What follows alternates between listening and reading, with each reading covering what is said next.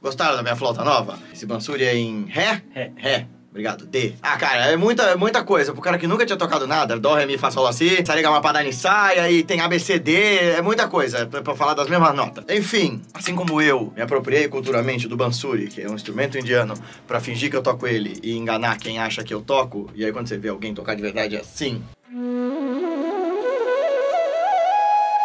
Você vê que eu não toco nada. Também, esses coaches, sendo oportunistas que são, se apropriam de fragmentos de descobertas sérias e pesquisas profundas de ciência, mais especificamente da neurociência e da psicologia, para engendrar seus discursos mal fadados, mal formados, mal pensados, para falar desse empreendedorismo de si e desse suposto sucesso individualista. Eu queria falar um pouquinho sobre isso, porque eu tô de saco cheio, agora como neurocientista, que posso dizer, pelo menos o título eu tenho, de verdade, né? É. Então assim, não fiz cursinho de final de semana, não fico aí arrotando dados de neurociência. Não acho que eu sou neurocientista porque eu tenho mestrado em neurociência, mas eu tenho um mestrado em ciências da saúde, com especialização na área de neurociências, como orientador que é uma das maiores neurocientistas do Brasil. Então eu posso falar pelo menos alguma coisa baseado nas pessoas muito boas, bons pesquisadores, excelentes profissionais, pessoas muito éticas com quem eu convivo, com quem eu aprendo, sobre 2 temas específicos. Aliás, o outro também tem pós-graduação pra poder falar. Ah, Guilherme, por que você tá rotando o título? Porque eu acho que a gente só pode falar daquilo que a gente sabe. Porque a gente tem que ter propriedade pra falar sobre alguma coisa. E eu tô de saco cheio de ver coach falando, por exemplo, de inteligência emocional ou de equilíbrio emocional. 2 temas muito caros a mim, porque parte das escolas, dos professores e das pesquisas que eu faço e fiz em torno dos efeitos da meditação no corpo e na mente, em torno dos benefícios da prática, das práticas meditativas de uma forma laica, giram em torno das pesquisas e dos resultados das pesquisas do Paul Ekman, do Alan Wallace, do Daniel Goleman. E eu quero fazer essa crítica agora a esse uso por parte desses coaches aí, que a gente não precisa ficar citando, que querem usar inteligência emocional pra fazer parecer que você é o super fodão. Eu quero que você olhe nos olhos de todos esses homens que estão aqui. Eu quero que eles ouçam o grito da sua alma, o grito da sua masculinidade que tá aqui, e eles vão retribuir com o grito deles. Me mostra do que você é capaz, me dá essa voz, me dá. Deixa eu ouvir isso aqui. Me dá essa voz. Cadê o grito de vocês? Ou para querer fazer leitura do comportamento dos outros, coisa que o Paul Ekman mesmo nunca fez.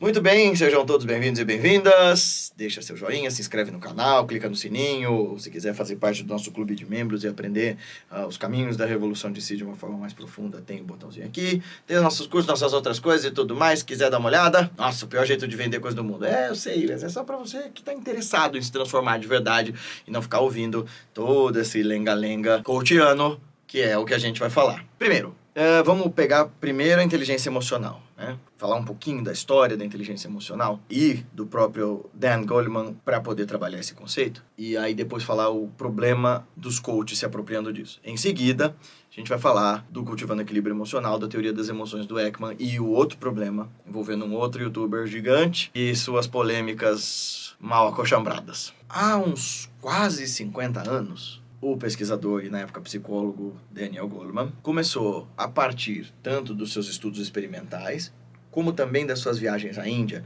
e em contato com grandes contemplativos. Ele era muito amigo do Ram Dass, que havia sido professor em Harvard, feito pesquisas com os psicodélicos, depois ido para a Índia, encontrado o mestre dele, Neem Karoli Baba, e feito essa grande revolução dentro da cultura americana nos anos final dos anos começo dos anos 60 até os anos 70, né? Então, assim, ele capitaneou essa cultura hippie, psicodélica, mas especialmente nos anos 60, ele foi o cara que trouxe os ensinamentos dos mestres da Índia para os Estados Unidos, antes até do próprio Prabhupada e, claro, seguir na esteira dos mestres indianos que já haviam ido para os Estados Unidos. O Daniel Goleman era amigo do Ram Dass e, se eu não me engano, colega de pesquisa de alguns departamentos, e ele vai para a Índia, encontra o Ninkaroli Baba e encontra outros grandes mestres, como o Goenka, como o Iyengar, como o Patabi Joyce, e ele começa a perceber que há algo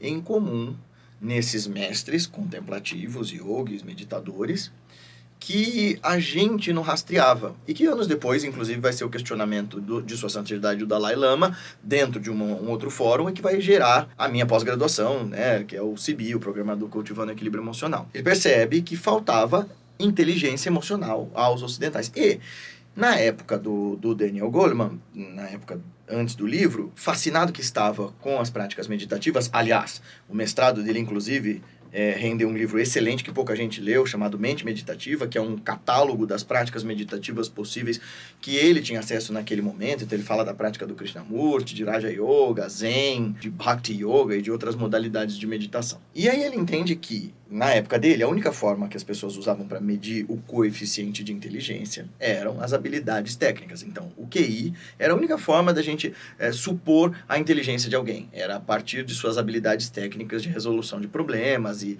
a velocidade da resolução desses problemas. Ele entende que isso não é o único tipo de inteligência possível, porque a pessoa pode não ser boa em matemática, mas ser excelente no trato com pessoas. Ela pode não ser boa em geografia, mas pode ter uma habilidade de desfazer o engano, ou de ajudar a pessoa a lidar com traumas, ou de acalmar as multidões, ou de manipular as outras pessoas, que é excelente. Ora, a pessoa pode não ter instrução formal e ser um grande líder político, a pessoa pode não ter título e ser o que a gente chama de doutor honoris causa, porque é uma sumidade dentro daquela área. E aí o Daniel Goleman entende que existe um outro tipo de inteligência, que é a inteligência emocional, é a habilidade de manejar as próprias emoções, de compreender os eventos emocionais e de não ser suplantado por essas emoções. Ele dá toda uma base teórica para explicar o porquê que cultivar equilíbrio emocional é algo fundamental e que é uma habilidade social necessária. E isso dá tão certo, esse discurso, ele é abarcado de uma forma tão, sabe, veemente pelo mercado, que o Daniel Goleman, na verdade, vai migrar muito do trabalho público dele para essa área da inteligência emocional dentro das corporações, dentro das escolas e tal. O que pouca gente que acompanha o Daniel Goleman direito sabe é que ele não fala só de inteligência emocional, né? Você tem os livros dele, então, trabalhando essas habilidades e escrevendo para o grande público de um jeito a dar até material para essa galera da high performance, essa galera do mercado, para usar dessas descobertas dele como ferramentas para produzir mais, para ter menor turnover, para entender melhor a si mesmo de modo a não ter tanta crise e tal. O problema é que o discurso é muito legal e é apropriado pela galera dos altos níveis do mercado como um jeito de driblar ou de maquiar os problemas das pessoas e, ainda pior, usar a ideia de inteligência emocional como se você não segura a tua onda, se você fica triste, se você não contém as suas emoções e não as utiliza só a seu favor, você tem baixa inteligência emocional. Então, começou a criar-se essa esquizofrênica celeuma em torno do trabalho do Daniel Goleman, de que ou eu uso as habilidades e os conceitos da inteligência emocional para galgar novas posições e para manipular os outros, ou eu sou inepto emocionalmente. E não é isso que ele ensinou, nem mesmo no Foco e no Foco Triplo, onde ele fala bastante sobre outras habilidades além das emoções, que são a atenção e o foco, que é, inclusive, também o que outros dois pesquisadores vão trabalhar. Então, assim, esse é o primeiro problema, né? Então, temos aqui o Daniel Goleman. O que pouca gente sabe sobre o trabalho sério dele é, ele sempre fez parte do Mind and Life Institute desde sua fundação, que é a organização que o Varela, o próprio Goleman, depois o Paul Ekman, o Kabat-Zinn e o Dalai Lama e um monte de monges e mestres organizou para estudar seriamente meditação como um mecanismo, uma ferramenta para diminuir o sofrimento do ser humano e melhorar a qualidade da sociedade. O Daniel Goleman, então, tem profundos trabalhos envolvidos no desenvolvimento de programas para que a gente se torne mais inclusivo, mais compassivo, mais paciente, e isso É inteligência emocional também, a capacidade de considerar o outro, de perceber o outro. Não é você ser uma máquina de camuflar emoções, não é você ser uma máquina de manipular emoções, de supor que você consegue driblar traumas. Olha, coaches da inteligência emocional. O Daniel Goleman nunca falou de superação de trauma em sessões e em workshops, em chiliques grotescos à la igreja, tá? Ele nunca botou Deus no meio do rolê científico dele. Inclusive, ele é devoto do Ninkar Olibaba e tal, mas isso ele coloca de uma forma muito discreta, porque ele é, antes de tudo, um cientista.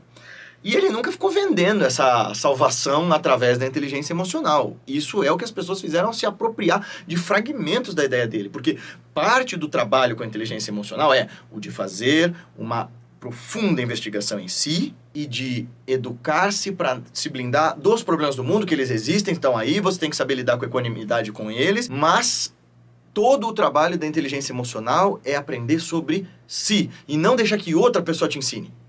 É um trabalho de desenvolvimento de valores também, necessariamente conectado com compaixão, necessariamente conectado com bondade amorosa, necessariamente conectado com esse ethos de pensar uma sociedade melhor. Tanto é que o Daniel Goleman é um dos caras que endossam o C-Learning, que é o meu trabalho de pesquisa do mestrado e do doutorado, que é um programa de educação socioemocional e ética dentro das escolas que leva a meditação, autocuidado, diálogo e manejo das emoções para dentro do ambiente escolar, como um ecossistema a se espalhar para a sociedade. Ele mesmo vai dizer que o C-Learning seria o Social Emotional Learning 2.0, porque traz os elementos da ética budista junto com as práticas meditativas, porque a galera do Dalai Lama, a galera do... o cara que escreveu Coração Sem Medo, Thupten Jinpa, trazem para dentro do C-Learning. Então, assim, todo o resto que está sendo dito sobre inteligência emocional, esses caras são os experts. Expert é minha... Olha a língua. Desculpa. Porque, desculpa, quem cunhou esse termo é a mesma coisa das pessoas que querem se apropriar de termos como introversão, extroversão, inconsciente, e que querem esquecer ou descartar o Jung da equação. O cara inventou o uso que a gente faz, às vezes muito mal acochambrado, desses termos no nosso tempo. Então, você quer usar esses termos, vá até eles. É igual quando a gente fala a priori, vai entender o que o Kant queria dizer com isso, né? Que, inclusive, no nosso uso corriqueiro não tem nada a ver com o que ele dizia. Então, para falar de inteligência emocional, vai ler o Daniel Goleman. E respira. E vai conhecer um pouco mais do trabalho dele antes de achar que ele é um super coach. Embora ele faça seminários, embora ele dê formações e tal, ele não autoriza ninguém a ficar fazendo milagre por aí em nome da ideia da inteligência emocional. Um outro cara que também está fazendo lambança, aqui no Brasil pelo menos, deve ter um monte de outros, porque o Brasil é sempre o copy-paste das piores coisas que rolam lá fora, né, Matheus? Sim. Assim, tipo, as ideias mais cagadas, mais charlatãs. Sempre tem alguém fazendo lá fora, passa um tempo, vem alguém e faz aqui. O outro cara fazendo isso, e devem ter outros, é o cara querendo ler as emoções das pessoas pelas microexpressões faciais. Sim, o Paul Ekman fazia isso, tá? Mas ele mesmo, em vários artigos, e a filha dele, que eu conheço, viu, tio da leitura da expressão facial? Minha orientadora, inclusive, é amiga, surfa junto com ela e tudo mais. Ó que eu, a Elisa e ela quando eu ainda tinha cabelo. Bastante. Tanto o Paul Ekman quanto a Ivy Ekman discordam veementemente dessa ideia de você ficar fazendo show de ler as expressões faciais das pessoas, porque não é assim que a teoria das emoções funciona. Guilherme, do que você tá falando? O que é a teoria das emoções? Meu Deus do céu! Chupa o ar, cospe o ar. Vem comigo. Paul Ekman foi um dos mais importantes psicólogos do nosso tempo. Sem dúvida. Ele foi o cara que, embora algumas correntes acadêmicas discordem, desenvolveu a ideia de que emoções primárias existem, que algumas emoções são universais ao gênero humano. Alguma coisa no nosso desenvolvimento enquanto espécie criou em nós a capacidade de sentir essas 7 emoções fundamentais como mecanismos de sobrevivência, existência e coexistência. Porque raiva, medo, alegria, tristeza, surpresa, nojo... Alegria, tristeza, raiva, medo, nojo, desprezo e surpresa. Isso. A 7, né? Aí. Obrigado. Tem alguma coisa errada.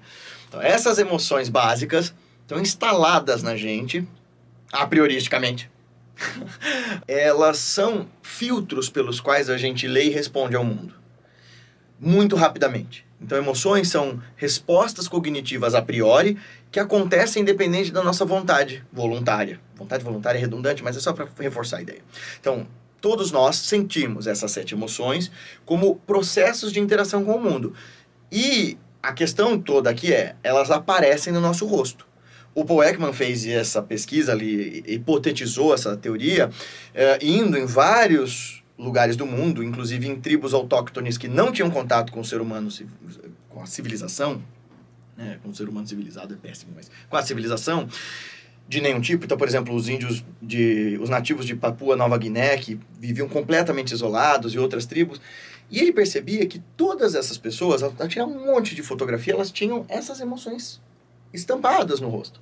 E aí a teoria das emoções dele se desenvolve, ele cria todo um tipo de psicologia para lidar com isso. Lá atrás, bem antes de conhecer o Dalai Lama. E todo esse arcabouço teórico foi sendo utilizado não só na academia, pelos novos psicólogos, dentro das clínicas, mas também para pesquisa e para investigação dentro de alguns lugares, por exemplo, dos Estados Unidos e alguns lugares da Europa. Mas nunca foi o enfoque do Paul Ekman, inclusive, embora ele tenha sido consultor daquela série Lie to Me e também do Divertidamente.